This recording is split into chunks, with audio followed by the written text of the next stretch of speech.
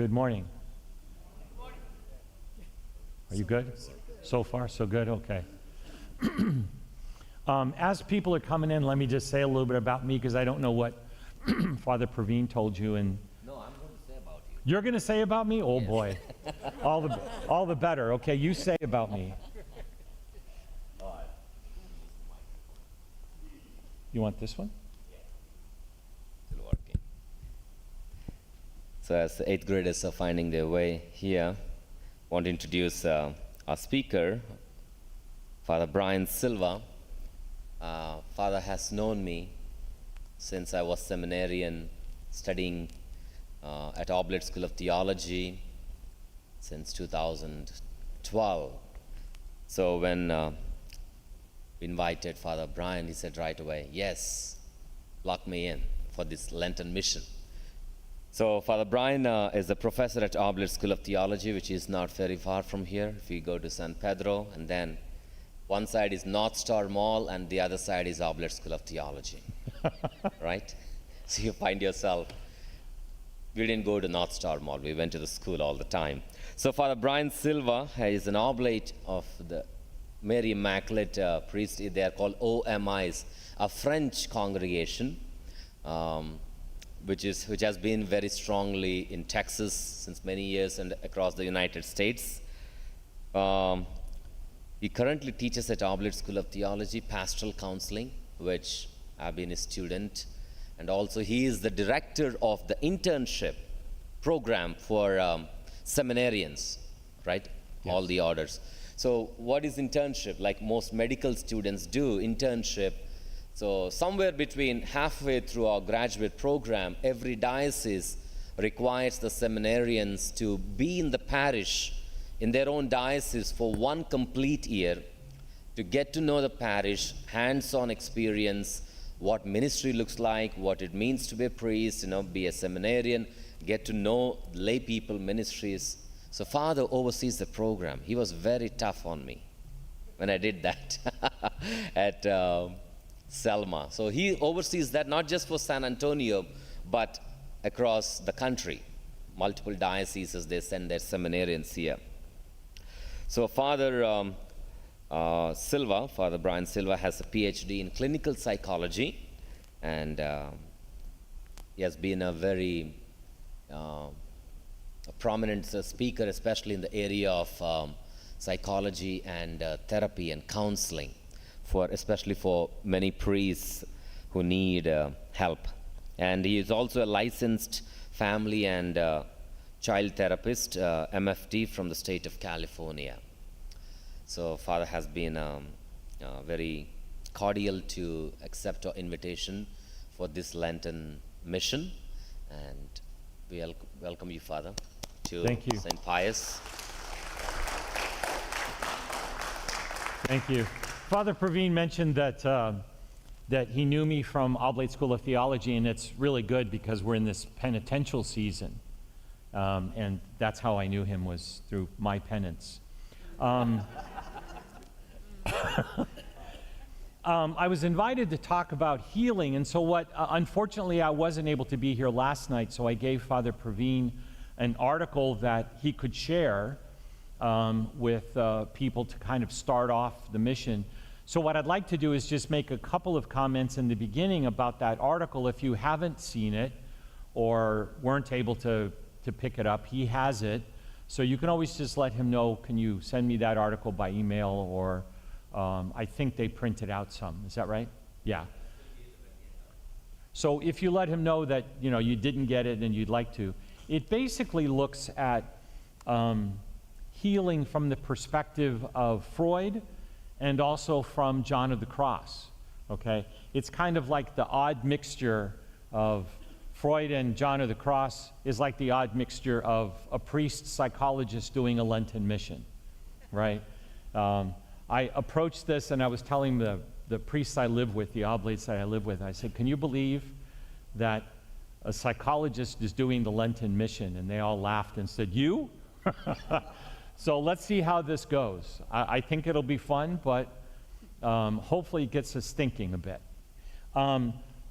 First of all, I'd like to just note that healing takes work and it takes patience, right? We all want healing. We all want to like put on a Band-Aid and say, okay, it's going to heal naturally and everything will be fine. But when we talk about emotions or spiritual healing, it's a lot more complicated because it has to do with us being open to God, to the Spirit, and the most difficult part, giving up that crud that we hold on to, giving up those things where we say, well, they treated me bad, you know. You go, well, oh, okay, yeah, what else? No, you don't understand. They treated me terrible. And we hold on to this thing. And then healing is like never going to happen. Because it's not that God won't help us or the Holy Spirit won't help us. It's that we're just not open, right? You have to be able to open up that wound and let the air in it in order for it to heal. And so there we are with this difficult task of remembering and not remembering.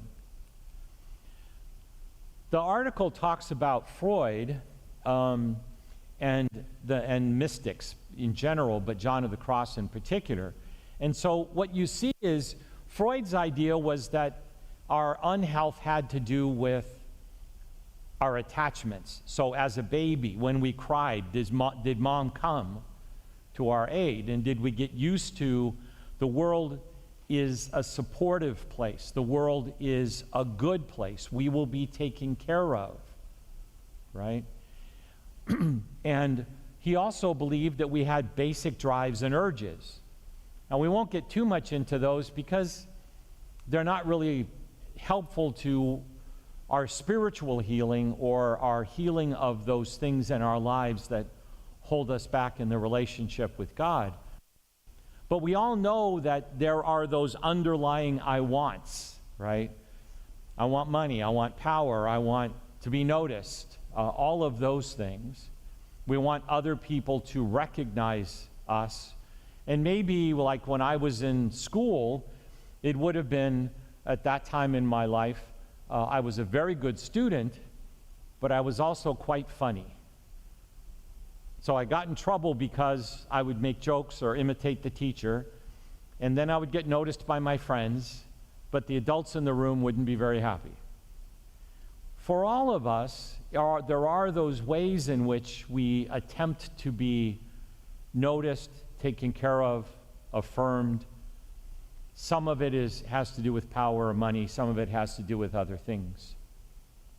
And then Freud's idea of this kind of, I put it in quotes, these aren't his words, but he talks about life as something that needs to be examined, reflected on.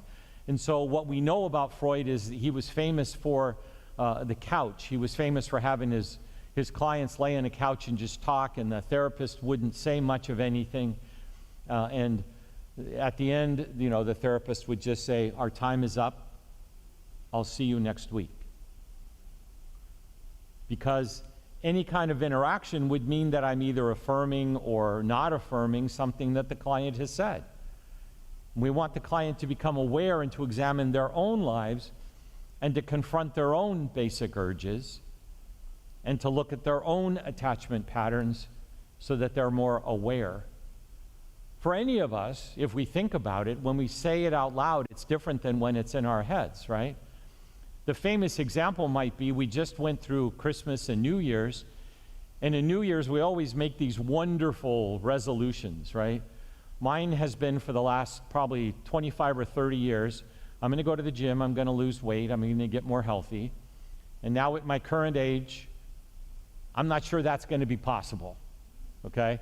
I'm not sure that, I could drive to the gym, but I'm going to lose my breath in the first rep, There are things that we do in our heads that never quite come to fruition. It's only when we say them out loud. It's only when we actually voice them even to ourselves that we fully understand what they mean and the place that they hold in our lives. When we look at the mystics, let me find my pointer. John of the Cross, his idea was what's called purgation, okay?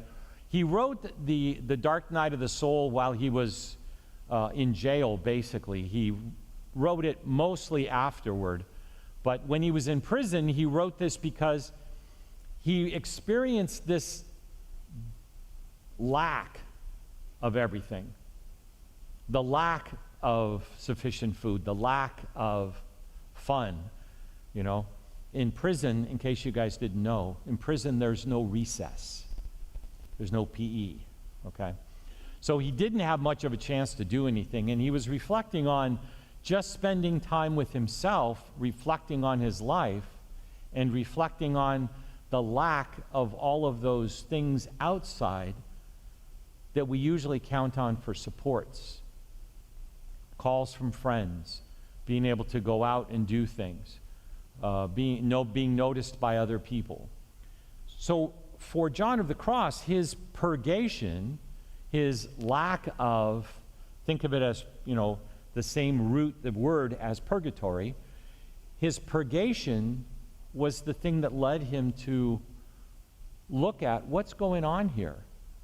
And how do we experience God? We experience God when some of these other distractions are not in the way.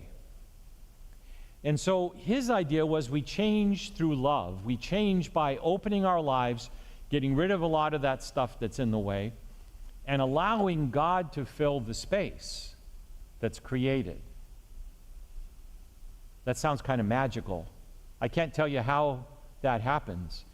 But I can tell you that was John's idea, that when you don't have all of those things, it's easier to experience, it's easier to allow the love of God to be the main thing that drives, okay, when those things are missing. One of the messages as I do supply work in parishes, one of the things this Lent that has struck me is that we all kind of pick something really simple to give up for Lent. Right? We give up chocolate. This side of the room might give up alcohol. This side, probably it's not a thing, right? Chocolate, we give up playing video games, we give up TV, we give up lots of things, but many of those things are very superficial things. You know, I don't want to burst your bubbles, but giving up chocolate, I'm a chocoholic, 12-step program, okay? It's still superficial when it comes to what if I focused on giving up something that would actually make a difference in how I relate to other people, not simply what I pull out of the closet and munch in front of the TV. What would be the difference if I gave up an hour a week to volunteer in a food kitchen, and that were the thing I gave up for Lent? That hour a week. What would it be like to choose something different that was more depth-oriented in our lives, like spending time with someone who doesn't have anyone? What would it be like? And John of the Cross talks to us about that in that self-denial piece. How do we deny our own needs in order to reach out, in order to accept the love of God? And then the final thing that John the Baptist talks about, not John the Baptist, John of the Cross talks about, is this denying victimhood. It's a lot of fun, right? It's a lot of fun to say, they should have treated me better. They shouldn't have done that. They shouldn't have done this. This shouldn't have happened. And we can spend a lot of time on what we think the world ought to look like. And then to say, you know, I'm put upon. One of the things that boomers, us old folks, it's what is, you know. We're in a different generation. Our expectations, our life experience, so many things have told us this is what's important in life. And younger generations, the X's, the millennials, the I's, the alphas, etc., those generations have a different value system. You all are more focused on the environment growing up than we were ever focused on the environment. You're more focused on you do you than the boomer generation would have been. you're more able to identify those values. Good Christians.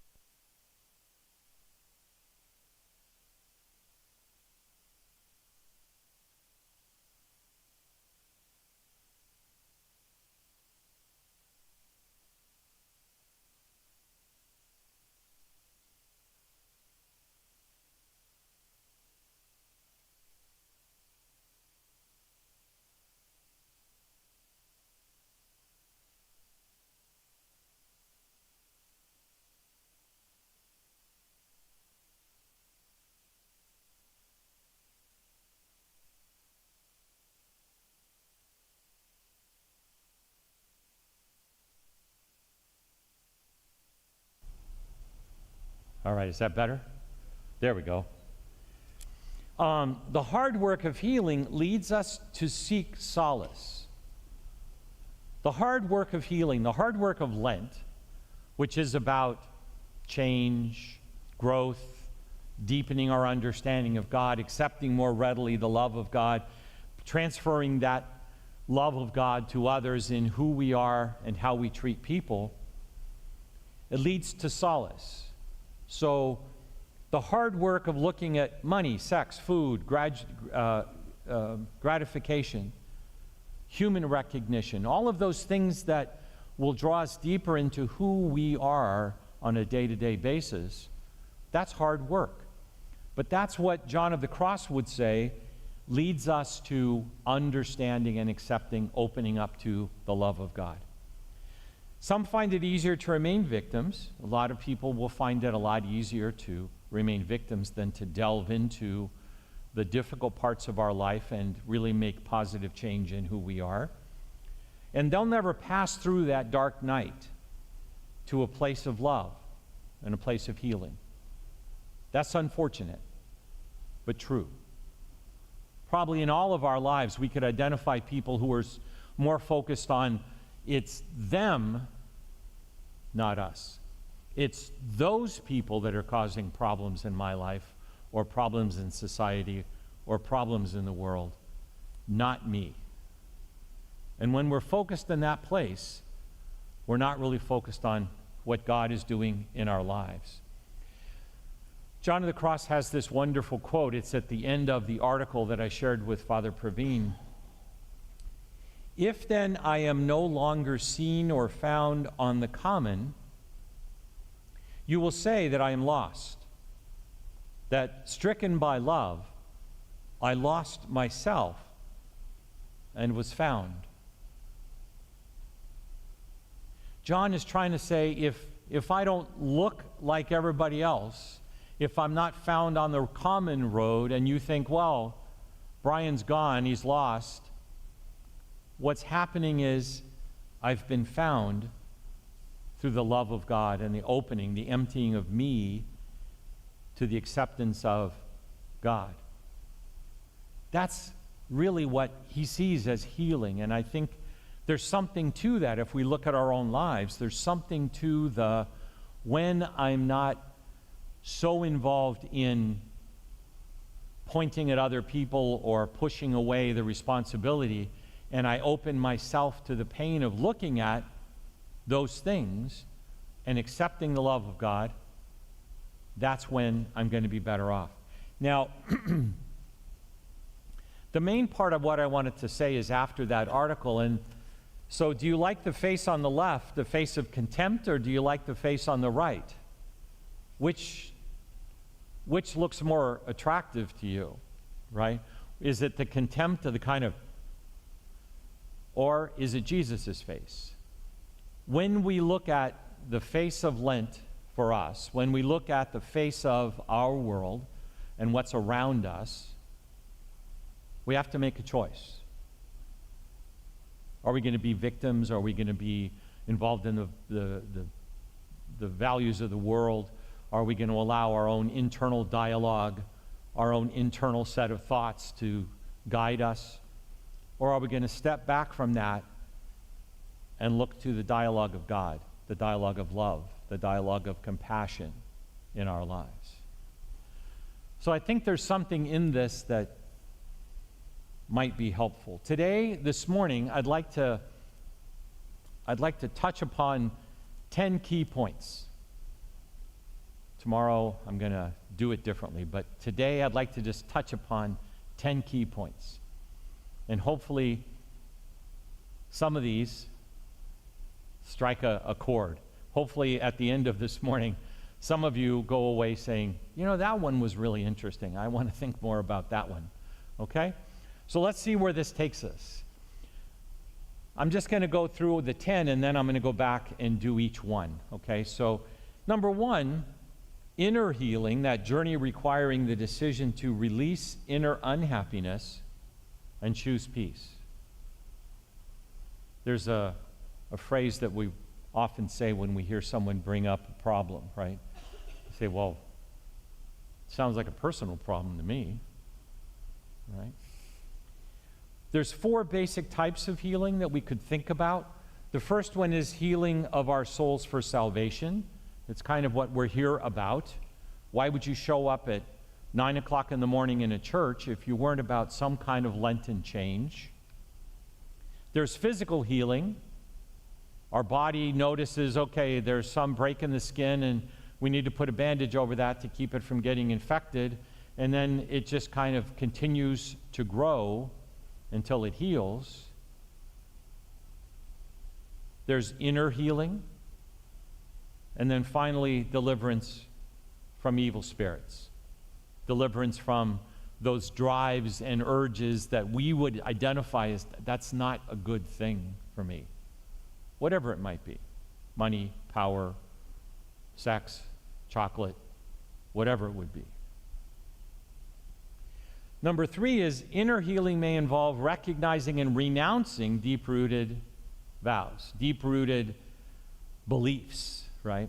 And I'm going to talk about that when I get to number 3, but there are lots of things we do to ourselves. We hold on to ideas that we think this is how the world operates for me, and it's only when we kind of give those up for a moment and see what's actually there that we might find that our internal vows, our internal views are working against us. Inner healing involves assessing for any other obstacles on the human level that impair one's freedom to accept God's healing. Okay? What is it that we do to ourselves? What are those things that we say, no, it has to be like that. No, it has to be like this, right? We can't entertain that God might be acting in a way that is outside of the norm that we establish. Number 5 is integration of past hurts requires remembering events. This is a tough one because we all want to avoid them. We all want to say, yeah, that happened, but I don't want to go there. Yeah, that happened, but those emotions are too strong. To a younger generation, don't say that because I need a trigger warning. I'm going to get triggered, right? So what are those things that we would say integration means kind of delving in the more difficult? Although evil attracts our interest and curiosity, the real mystery, oops, I got one more. There we go. The real mystery is the triune God. We all want to focus on those things, you know, oh, it's the work of the devil. It's the evil spirits. They're making us do bad things. Oh, my God. And guess what? That's all out there somewhere. That's all out there somewhere. Really, the mystery in our lives is not what we think is out there somewhere and focusing on the drama.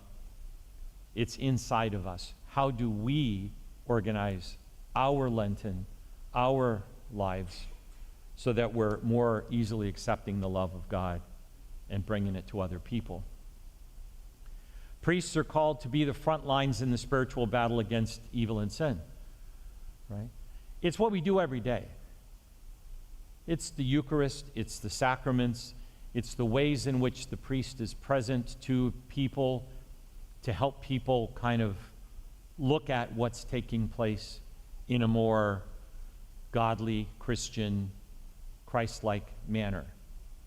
Priests are called to be in the front lines of the Spirit. Oh, I got that one. Priests exorcise evil principally through sacramental ministry and preaching, right? It's hard when you say something that doesn't match what people think. My seminarians can tell you that. They would tell you that when they had my class, that some of their preconceived notions get challenged. Because I'm the kind of guy that is a scientist.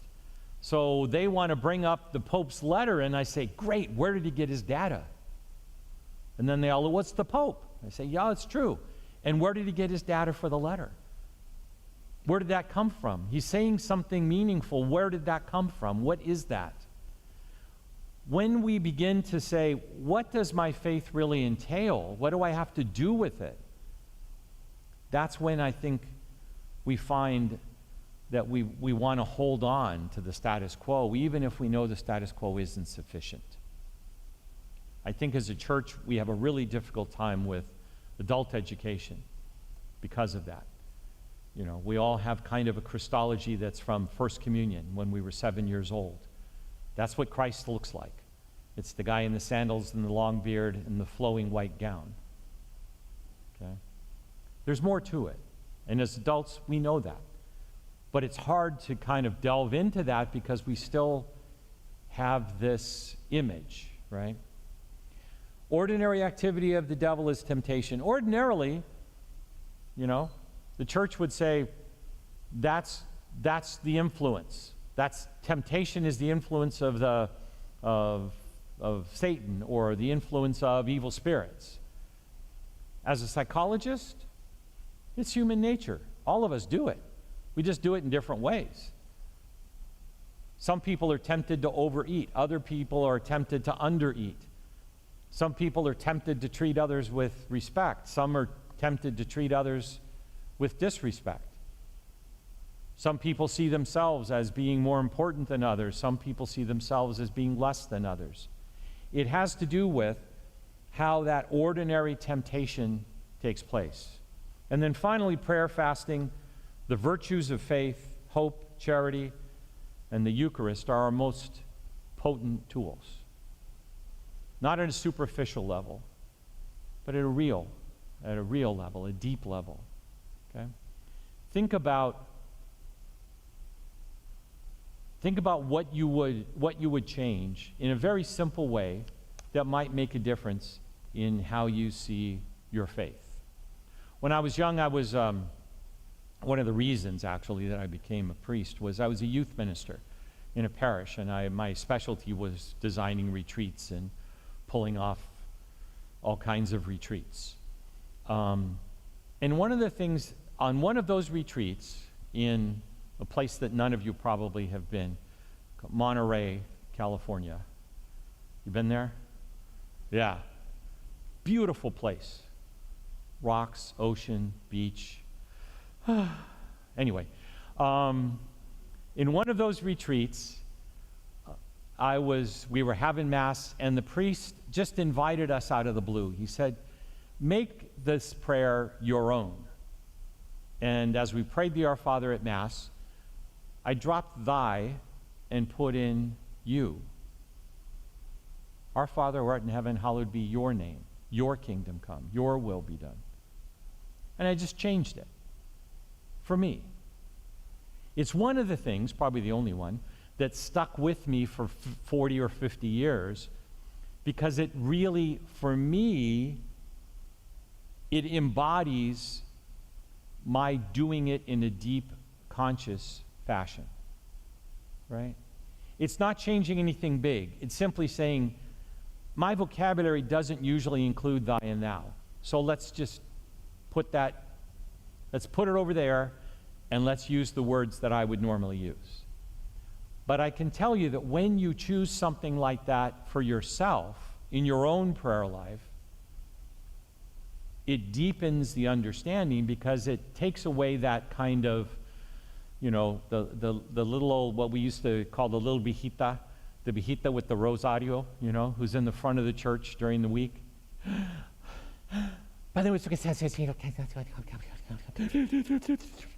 It takes that away. You can't do that in a kind of cliche fashion when you're making it your own. Let's start with number one. Let's go back to Inner healing, and there we are. Inner healing is a journey requiring a decision to release inner unhappiness and choose peace. Why can't I just have peace in my life? And the next sentence is, because I'm holding on to all that junk, right? Oh, sounds like a personal problem to me. We have to let go of it. We have to say, yes, that's true. I was harmed. My emotions were harmed. My heart was broken. They shouldn't have treated me that way. All that being true, it's not important to hold on to it. It's important to let go of it. And that's what I would note. That's what will give us the peace of mind, the peace of body, peace of heart, and peace in our souls. If you know anything about psychology, one of the new things that's come along in the last probably 25 or 30 years is a real awareness that our psychology is remembered in our body. Okay? Our body remembers what our mind forgets is kind of the tagline for body psychology. Whatever has happened in our lives, we guard it in our body. Now we can tell that, I'll tell you a personal story, we can tell that because of the way our body reacts, okay? All of my life, I've loved school. I've liked research. I like to go to the library and read. Unlike most seminarians I teach, I actually read the textbooks. Okay? No smiling, Praveen. When I got to do my doctorate, and I was at the end, and realizing that I'm just about to present my dissertation to two of my faculty members and another priest who has a doctorate from Stanford. I'm going to speak in front of them and tell them I am worthy to have a doctorate. I had almost 2 months of asthma every week. You know, I was at the doctor. He said, well, what's going on in your life? You've never had asthma. I say, I'm going to defend my dissertation, you know. And he was like, okay, take this, do that, you know. Once that was over, I was fine. The body reacts to the anxiety, the emotional anxiety. Actually, I should have been so comfortable because the person who had the doctorate from Stanford was another oblate priest whom I had lived with. And on the way there, he waited until the day. On the way there, he said, Brian, you have to realize that we don't know anything about clergy misconduct. You are the expert. You are going to show us. And I was like, you know, you're right, right? We have to see ourselves first as, you know, giving up this anxiety and this what's going to happen, and accept the fact that God is really in charge. And just accept it. God's in charge. Okay, I don't have to get asthma to defend my dissertation. Let God do the work. All I need to do is go to PowerPoints. When we're able to release our own unhappiness that we choose and move on, we're in a better space. Let's go to the 4 basic types of healing. The healing of our souls for salvation, that's obviously a spiritual undertaking. It's what Lent is about. It's looking at the practices that we have. Why do we give up meat on Fridays? What's the deal? Is there something special about meat? It's a rule meant to have us look at ourselves, discipline our lives. Is meat the most effective way to discipline myself? Probably not. But is it a way that reminds me that that's what I'm supposed to be doing? Yeah. Now, I was joking last week with some of the people at the school because we all have this common thing. Probably this side of the room has the experience too, in addition to the adults, which is on a Friday in Lent, you're halfway through your hot dog when you realize that you're not supposed to have meat.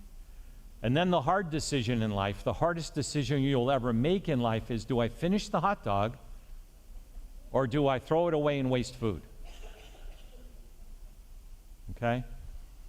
It's allowing us to step back and look at, what are we doing? And in a deeper way. The healing of our souls is a practice. It's not something we only do during Lent. Okay, whew, that's over. Jesus is risen. I don't have to work on myself anymore. That's not the way it works. It's a beginning of something new. Physical healing, obviously we do that pretty regularly. We go to the doctor pokes and prods, gives us a shot. Maybe during the pandemic, all of us older folks, we had all 3 shots, tried to figure out if we wanted number 4, all of that stuff.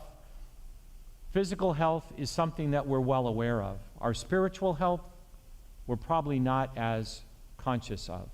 Inner healing, how do we let ourselves give it up? How do we let ourselves say, yeah, that was wrong. He or she shouldn't have said or done that. And then let it be.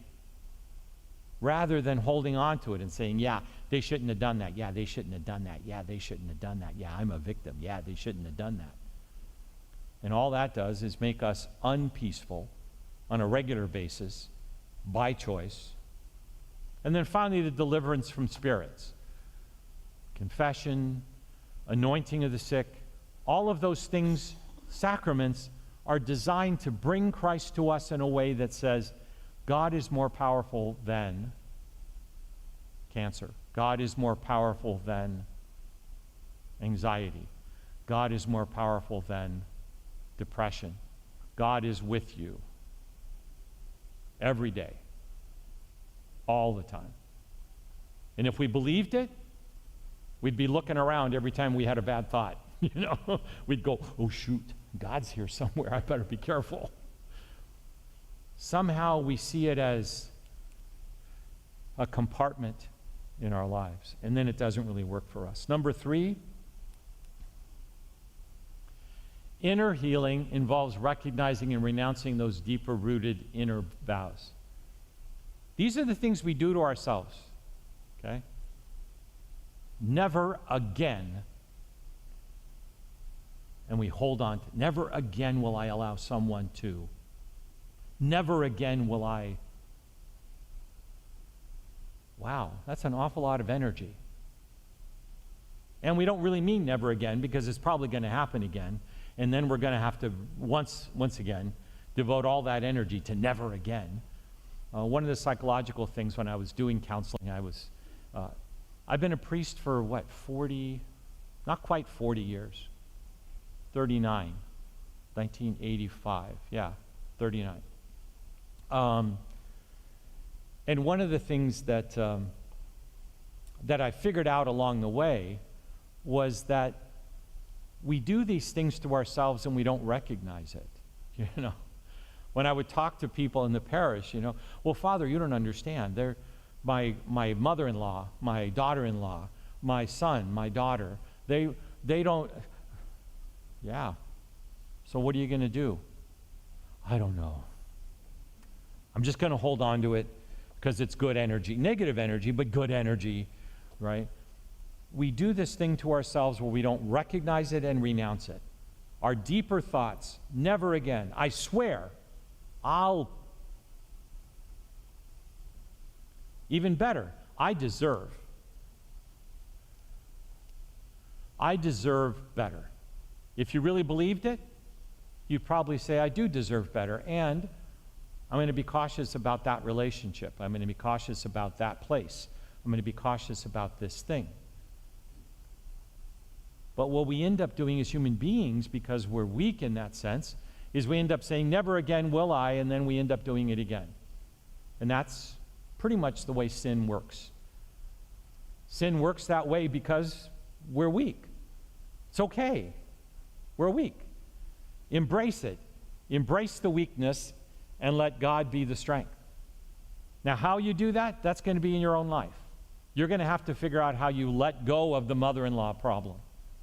How do you let go of the son or daughter that doesn't call? How do you let go of it and say, it's just the reality, and I'm going to have to let God be the one to deal with that. I'm going to do my best. How do we do that inner recognition and saying, wait a minute, it's not working. I'm going to stop doing this. I'm going to cut down on that, right? For me, New Year's resolutions, going to the gym, it's a sad realization on my part that it's probably not going to happen at the age of whatever I am currently. I'm not going to mention that I'm 70. Okay. It shall go unsaid. Number 4, inner healing involves assessing for any other obstacles on the human level that impair our freedom. How do we not accept the freedom of being a Christian? How do we not accept the fact that we're free?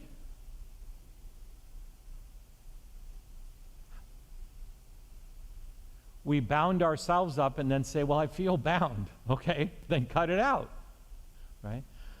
I give myself all kinds of negative energy and then say, why don't I have peace in my life? I could tell you, are you sure you're ready? What is it that we do that keeps us not accepting the freedom of God and God's healing? What is it about us this Lent that keeps us in that place?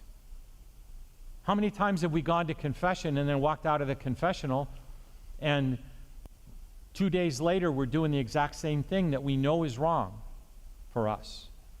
Doing the exact same thing that we said, I'm going to change. Recognizing and renouncing. The previous step is the beginning of that. Yes, this is what I tend to do. I need to step back and take a moment before I make that decision. Before I pick up the chocolate. Before I order the hot dog. Because it's when I'm automatic in my life, when I'm just like, right? You guys might not have had the experience that this side of the room might have had. Let's see if they smile when I say it, because it's happened to me, but I think it's probably happened to other people. I'm on my way. I moved to Texas in 2012. So I didn't know where much was, but I had the same places I went all the time. You know, that's where the doctor's office is, and that's where the blood tests are, and that's, you know, I had places I could locate. Now, when a new place came along, and this is the thing that I think happens to adults sometimes, I would be on the road to the doctor's office, and I'm thinking automatically, right? I'm thinking automatically, well, okay, blah, blah, blah, blah, blah, and I don't end up at the new place, I end up at the old place. You see what? They're nodding and smiling. That means it happened to them too. Because we're automatic in our lives and we're not recognizing and acknowledging, recognizing and renouncing the things that we don't want to do, we just kind of act automatically. How are we doing so far? We've got through the first 4. Questions? Comments? Is it relevant? Do you see what I'm saying in your own? This side of the room's nodding. Okay. There's 1 or 2 nods over here on this side. Okay, cool. The 5th, there we are. The 5th one of the 10 is integration of past hurts.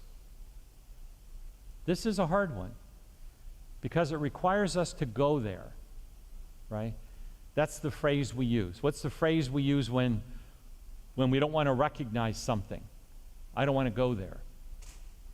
When someone's telling us something we don't want to hear, he went there, right? This is the hard one because we all want to avoid it. It's painful sometimes to look at things of the past, to look at what we said or what we did, to look at how we acted, and to say, yeah, that was from me. I've probably moved on from that. I've probably gotten a little bit better at this than I was then. But nonetheless, that's a truth. And I need to be able to package it and put it away. It's hard for us to do because we all want to have this self-image of, I've been really good at this priest thing all my life. Well, I haven't, right? I haven't. I look back on some of the homilies I gave and I want to say, God, that was a dumb idea. That just didn't fly, right? Other things, where I thought, hey, this will be really good, and in looking at it, I was like, it really didn't work. What happened there? In order for me to find peace and novelty, newness, I need to be able to give up some of that stuff that's baggage, okay? We metaphorically, or in a kind of metaphoric way, we talk about it as rocks in the backpack that we need to unpack and drop on the road. How do we recognize those things and integrate those hurts? An awareness of our core beliefs. Core beliefs are things like, I'm no good.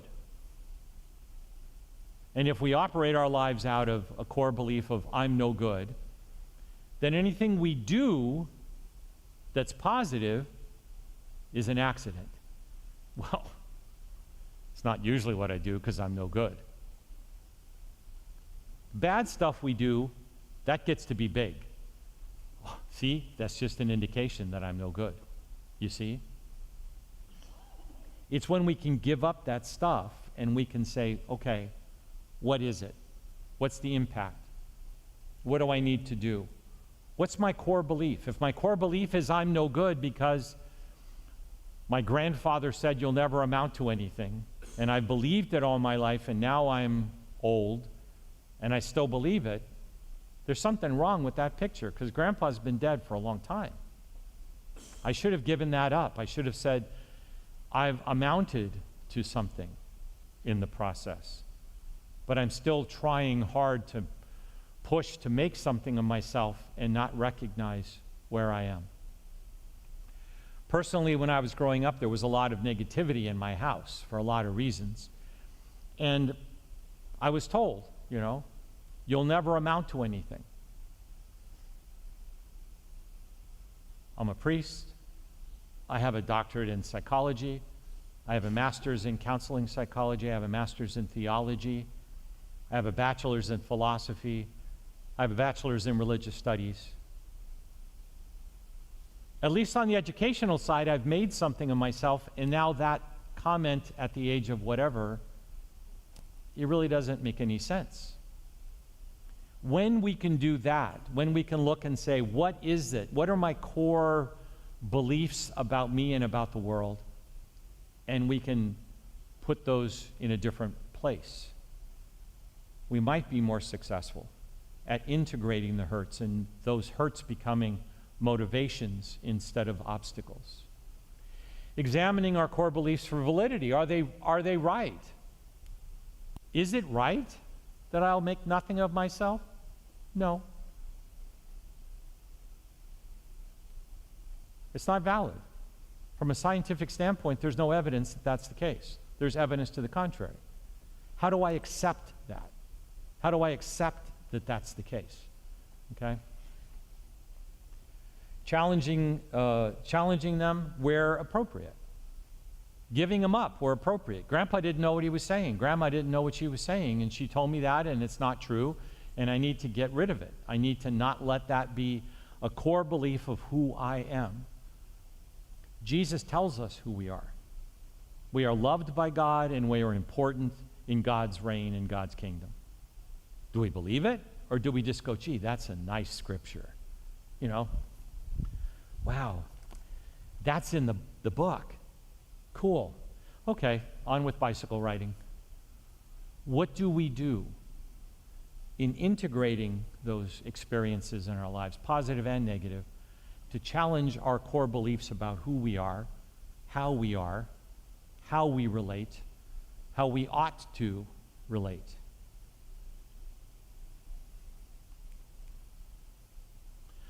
Although evil attracts our interest and our curiosity, the real mystery is the triune God. We all want to focus on drama, right? Everybody likes those shows that are dramatic, right? Movies that are dramatic. We all like that stuff because it kind of heightens our emotions, right? Star Trek, Star Wars, all of those things, even anime, right? Now, I'm not a big anime fan. You're not an anime fan either. Okay, cool. You're on the right side. The rest of you, sorry. I watched anime a little bit when I was first ordained. I worked a bit with the youth in the parish, and so I got to know the kinds of things that they were watching and that they were involved in. And it never really caught on for me. Anime, like cartoon stuff, never really caught on for me. But I understand it. It fits a place that for me as an older person, I could say, well, for me it was the banana splits on Saturday morning. There's at least one acknowledgement over here. You know, for me it was He-Man, you know, I have the power. Those were the cartoons we watched on Saturday morning, but it's not anime, which is, I mean, just like out of this world kind of stuff. Let me share something with this side of the room just on that because they won't understand it. The one thing that stuck with me from working with young people in the parish was I really enjoy video games. I'm pretty good at Fortnite. I'm not great at Valheim, but I play Skyrim, love it, and I just bought Baldur's Gate. There you go. Now I got to get used to the Baldur's Gate thing because D&D has never been my big interest, but is that familiar to any of you? Fortnite, Valheim, Skyrim, no. Baldur's Gate, no. See, I was right. This side of the room, what can I say? Okay, while evil attracts our interest, yeah. Pardon me? Oh, my username? Let's not go there because then you're going to find me and you're going to find out that I'm not as good as I said. How's that? But my username is Low-Key Rev. So when you kill me in battle, you better apologize under your breath, okay? Although that attracts us, although the drama attracts us, the real mystery is the valuable energy, best word, the valuable energy that of God, of Christian life, of the sacraments. I, much like most kids in my era, I went to a Catholic school. We had what you see in the movies. We had the nuns who were all, you know, covered from head to toe. It was a sin if you saw their ankles, which would only happen when the wind kicked up and the habit would kind of go and you go, whoo. Am I wrong? No, okay. I just want to make sure that this common experience, you know. Like many kids, we had to go to church on a regular basis. The sisters would bring us in a line. They would put us into pews. They would give us the, you know, quiet speech. And then they had what you see in the movies. Okay? You probably all thought that that clicker thing was imaginary. It wasn't. So we're sitting in the pew. It gets to the point where we're supposed to stand and we hear. It gets to the point where you're supposed to kneel and you hear. Okay? We were like Pavlov's dogs. The sound, you know. We waste valuable energy if we don't focus in on what is it that's drawing my attention. Why am I curious about all the drama and wasting energy and time on all of that not valuable stuff and not spending time on the stuff that's valuable, right? One of the first things that happened when I moved into a parish and I already had kind of some psychological background was helping people to see. They'd say, Father, I just don't have time for prayer. And I'd say, well, how do you put that prayer time into your calendar? Well, when I have a moment, I pull out my rose. No. Pull out your calendar, put in the prayer time first, then the time for cooking, then the time for cleaning, then the time for, right? Do we prioritize God? Do we prioritize the values that we say we want to live? Do we prioritize them? Or are they the things of, when I have a moment, I will? And often, it's the latter, not the former. The fact of evil existing, this is one of my pet peeves in life because of my science background.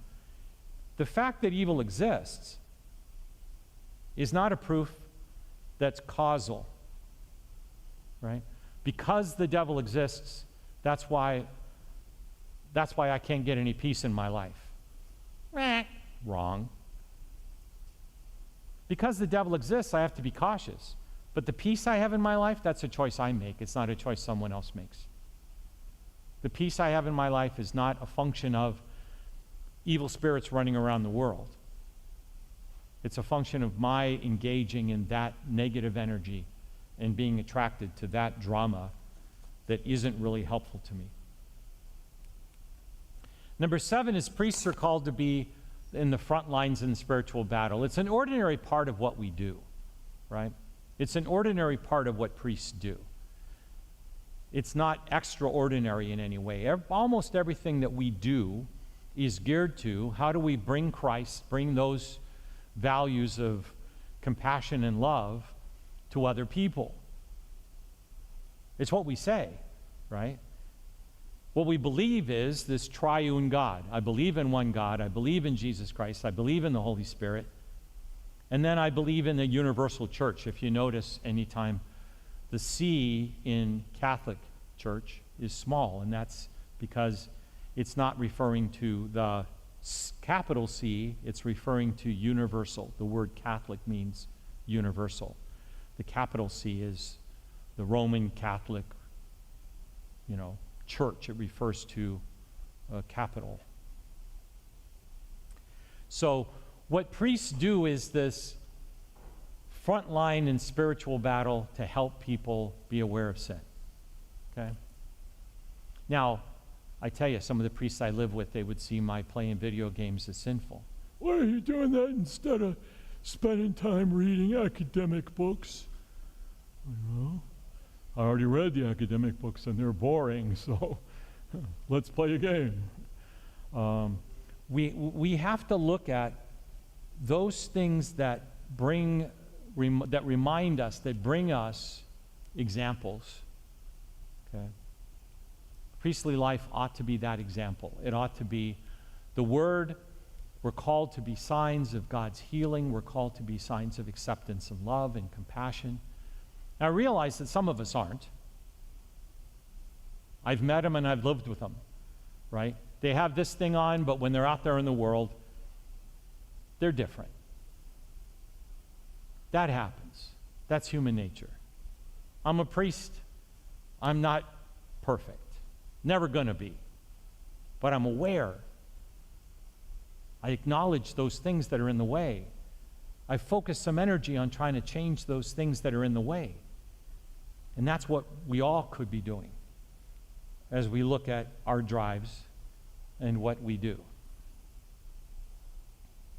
Speaking of drives, priests drive out the devil principally through sacramental ministry and preaching. Priests hopefully remind us through sacraments that God is present in all aspects of our lives. And the sacraments themselves, if you think about them for a moment, the sacraments are meant to be recognizing important moments in life. They're meant to be celebrating important moments in life. Birth. What's the sacrament that kind of follows birth? Baptism. Okay? First communion. Well, let's go in order of it should be. Baptism, confirmation. What's confirmation? Becoming an adult in the church, right? Accepting Christ. When you're baptized, your parents, your parents are holding you, look, Father, what a cute little kid, right?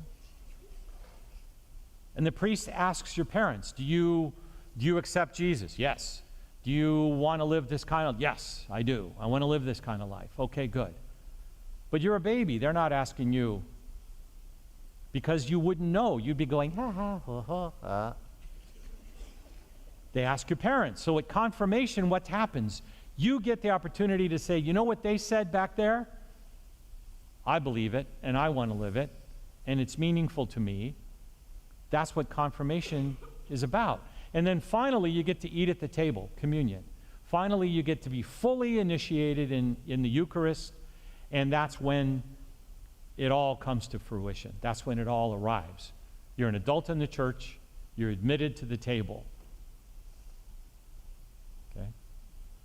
How do we take those important points and make them opportunities for healing, opportunities for drawing more closely, both to God, close to God, but also drawing more closely to the values, living more the values that we propose to live. And priests help us with a knowledge of Scripture. They help us to know what's in the Scriptures, to help us interpret what's there. Okay? Probably you don't think about it much, but the Scriptures were written a long time ago. And so the images, the examples, the words, they're a little bit different than the culture we live in now. We don't talk about money in the same way the Scriptures talk about money, right? We don't talk about society in the same way the Scriptures talk about society. So we have to listen to what was meant when they wrote this and translate it. What would it mean for us today? We have to be aware that a shekel isn't really around anymore, right? What is it? I don't know. And say, okay, that means a piece of money. Is it 5 cents, 10 cents? What is it? I don't know. But we have to translate. That's where our faith helps us to look at the knowledge of Scripture and what it calls us to do and what it calls us to be.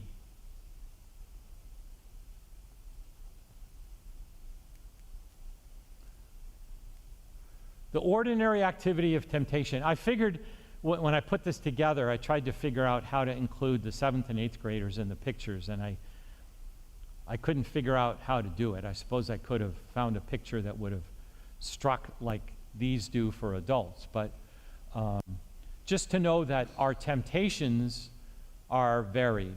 Our temptations are lots of different things. There's smoking, which kind of, addictive stuff. I had to work chocolate in somewhere, right? 12-step group. There's sex, there's drugs, there's alcohol. They're not bad things. When you get an infection, you want the appropriate drug. You want the doctor to say, here's an antibiotic that's going to help you get over it or feel better about it. You want that, but you don't want that to be abused. Alcohol for adults, it's legal. Adults do it all the time. They drink whatever their choice is.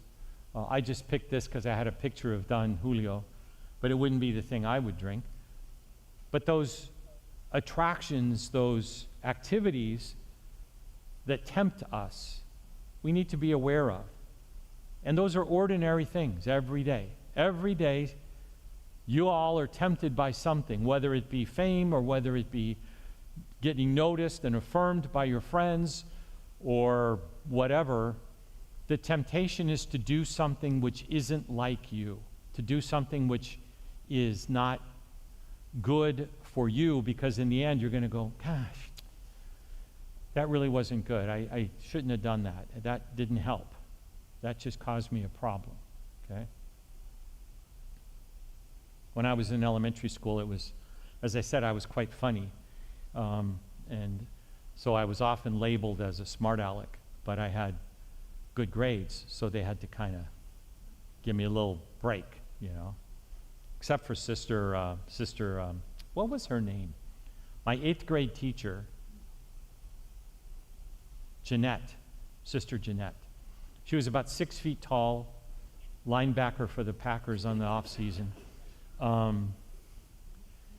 She was really tough, but she didn't really make sense, and so I pointed it out once and kind of got me in trouble.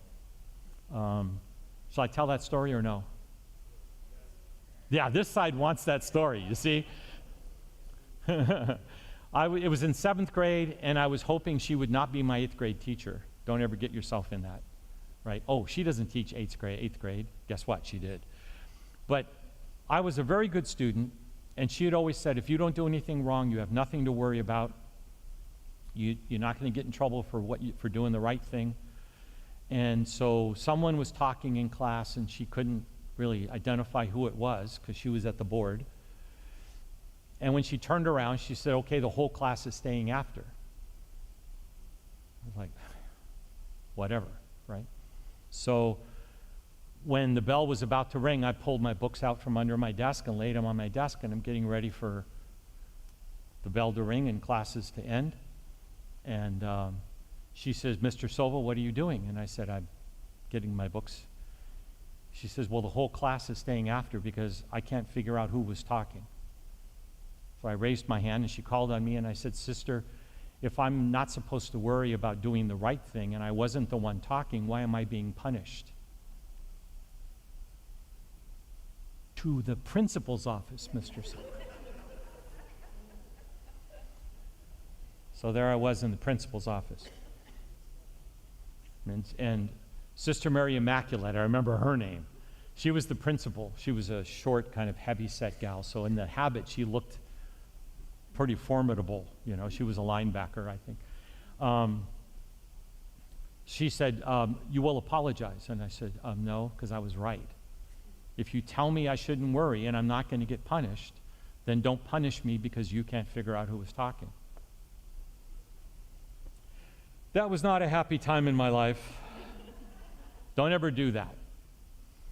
But I look back on that, and I've told that story before, you know, to people I live with, etc. And they've said, you know, Brian, you were a real, and they use a bad word usually I won't use in church. You were a real stinker, you know. And I say, no, I was right. And they say, well, yeah, you were right, but you shouldn't have said that. Okay.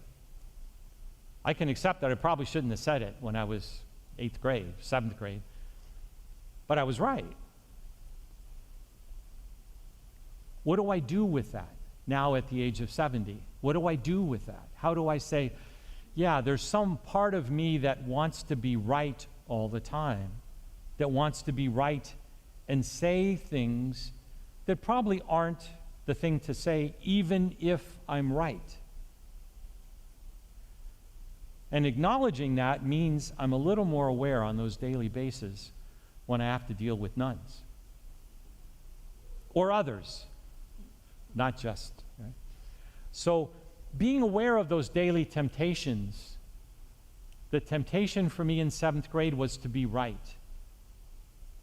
So I'm recognizing that important value in my life, that sometimes being right will overshadow being correct. Finally, prayer, fasting, the virtues of faith, hope and charity, and the Eucharist are our most potent tools. When we're into them, when we're not superficial about them, when we're not just kind of there because we have to be, when we're not just stopping to eat meat on Friday because somebody said we ought to. What's the meaning of it for us? What are we doing with it? How are we using that as a way to draw closer to God? Because otherwise it's a brownie badge. Otherwise it's, you know, check it off, I did the right thing. Boop, boop. What does it gain us? A check mark. If we're using those things in a way to deepen our faith and to more deeply accept God's running our lives, God's being that person in our lives, then we're using it effectively.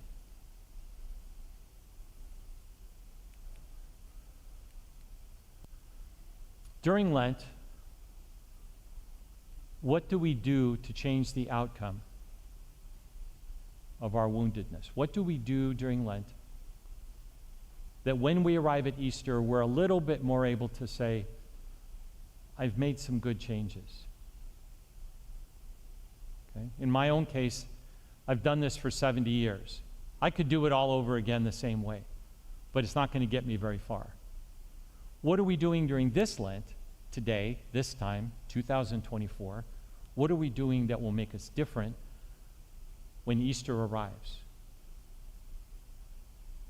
We gave up chocolate. And what?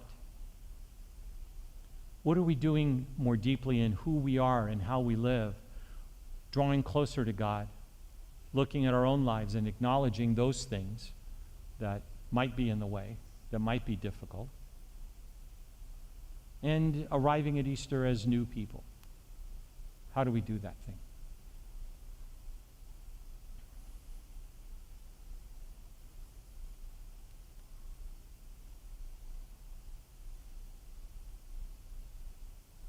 I don't know.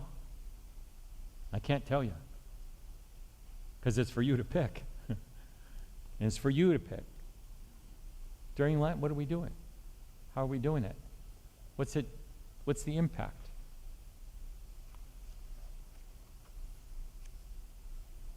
Now I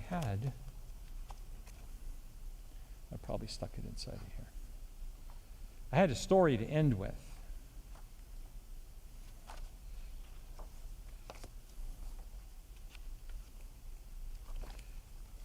See, this is the difficulty of preparing ahead of time, is where did you put the one thing you want to find at the end?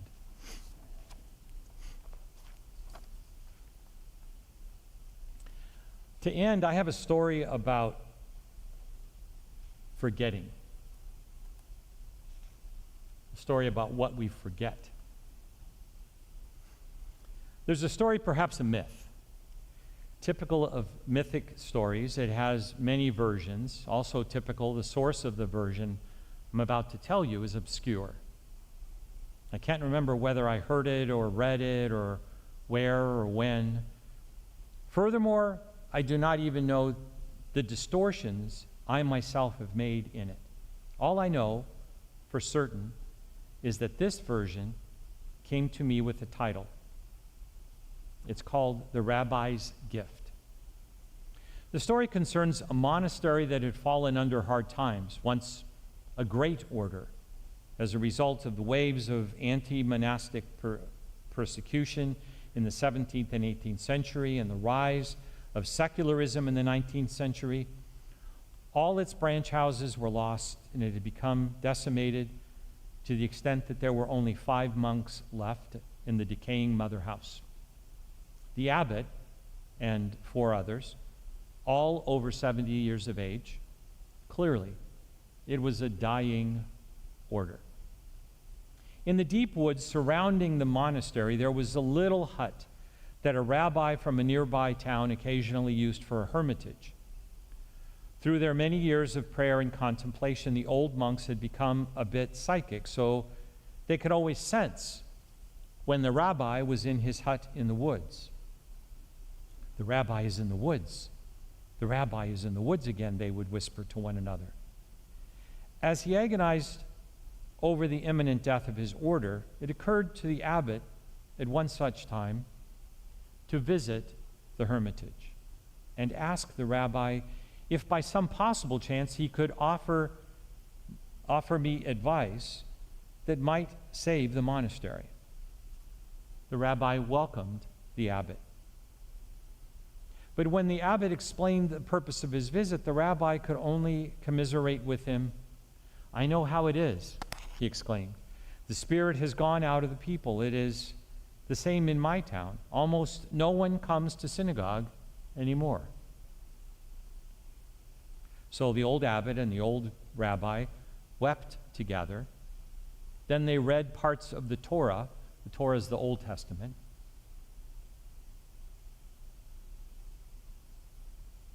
and quietly spoke of deep things. The time came when the abbot had to leave, and they embraced each other. It has been a wonderful thing that we should meet after all these years, the abbot said, but I have still failed in my purpose for coming here. Is there nothing you can tell me, no piece of advice you can give me that would help me save my dying order? No, I'm sorry, the rabbi responded. I have no advice to give. The only thing I can tell you is the Messiah is one of you. When the abbot returned to the monastery, his fellow monks gathered around him. Well, what did the rabbi say? He couldn't help, the abbot answered. We just wept and read the Torah together. The only thing he could say, just as I was leaving, it was something very cryptic, was that the Messiah is one of us. I don't know what that could possibly mean. In the days and the weeks and the months that followed, the old monks pondered this and wondered whether there was any possible significance to the rabbi's words. The Messiah is one of us? Could he possibly have meant one of us monks here at the monastery? If that's the case, which one? Do you suppose he meant the abbot? Yes, if he meant anyone, he probably meant Father Abbot. He has been our leader for more than a generation. On the other hand, he might have meant Brother Thomas. Certainly, Thomas is a holy man. Everyone knows that Thomas is a man of light. Certainly, he could not have meant Brother Elred. Elred gets crotchety at times, but come to think of it, even though he's a thorn in people's sides, when you look back on it, Elred is virtually always right, often very right. Maybe the rabbi did mean Brother Elred, but surely not Brother Philip. Philip is so passive, a real nobody. But then, almost mysteriously, he has a gift for somehow always being there when you need him. He just magically appears by your side. Maybe Philip is the Messiah. Of course, the rabbi didn't mean me. He couldn't possibly have meant me. I'm just an ordinary person. Yet, supposing he did.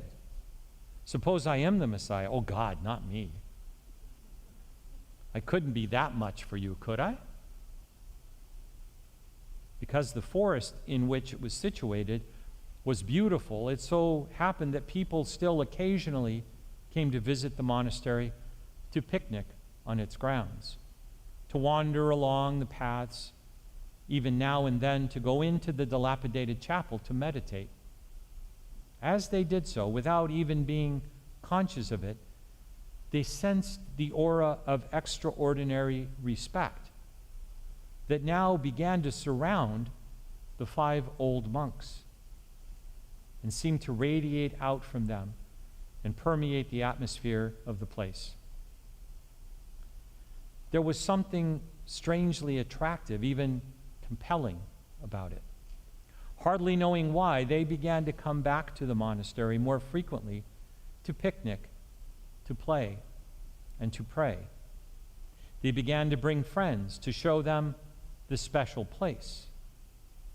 And their friends brought their friends.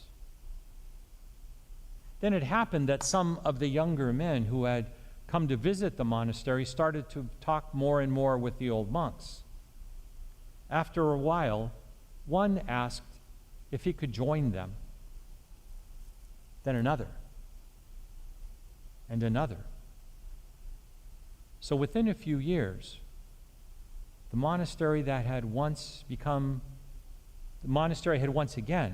become a thriving order, and thanks to the rabbi's gift, a vibrant center for light and spirituality in the realm.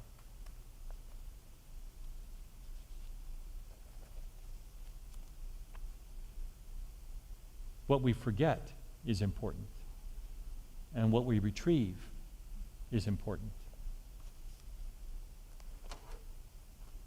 Questions? Concerns?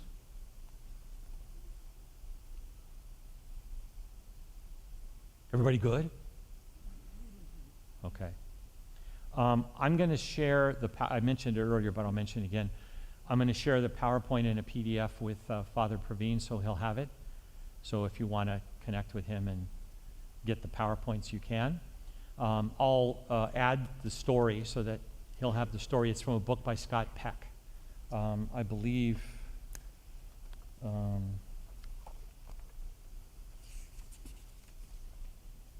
the story is called A Different Drum by Scott Peck. Some of you may have heard of Scott Peck before, but it's from that book. That's where the story is from. Okay? Questions, concerns? We good? See you tomorrow morning.